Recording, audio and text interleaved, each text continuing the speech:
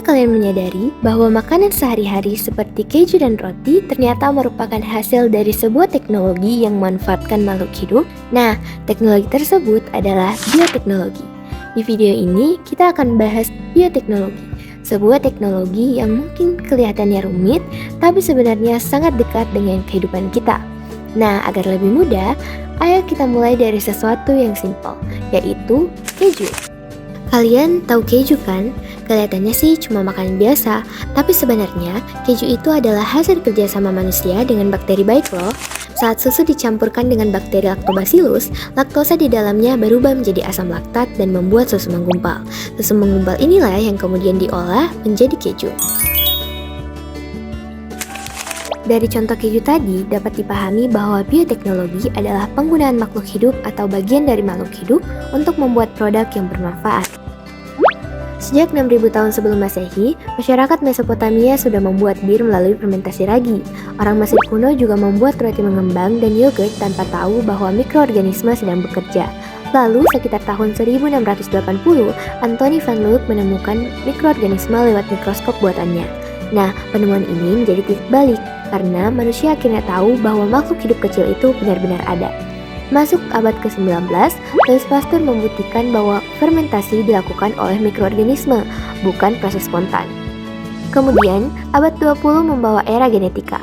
Watson dan Crick menemukan struktur DNA pada tahun 1953, diikuti lahirnya teknik rekayasa gen pada 1970-an.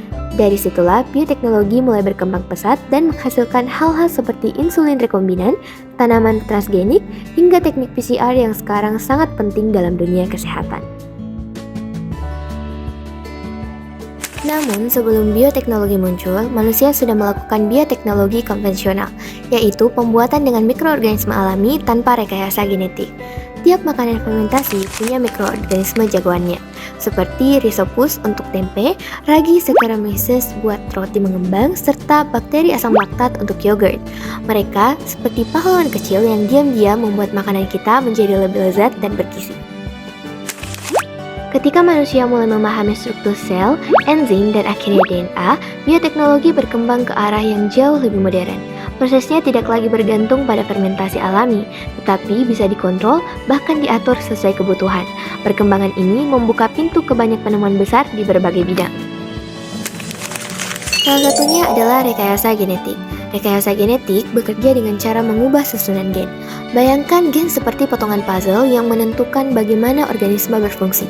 Dengan alat tertentu, ilmuwan bisa mengambil satu potongan puzzle dari makhluk hidup A, lalu memasukkannya ke makhluk hidup B. Dalam bidang pertanian, bioteknologi membuat segalanya jauh lebih efisien. Ada tanaman transgenik yang tahan hama, ada kultur jaringan yang membuat bibit dalam jumlah banyak dengan waktu cepat, serta meningkatkan produktivitas. Begitu pula di bidang peternakan, bioteknologi digunakan untuk inseminasi buatan, transfer embrio, dan bahkan cloning pada hewan tertentu. Tujuannya untuk meningkatkan kualitas dan jumlah hewan ternak secara efektif. Bidang kesehatan menjadi bidang yang paling merasakan manfaat bioteknologi. Mulai dari antibiotik, vaksin, tes PCR, dan insulin, semuanya adalah hasil dari bioteknologi. Teknologi ini membantu diagnosis lebih cepat dan pengobatan lebih efektif.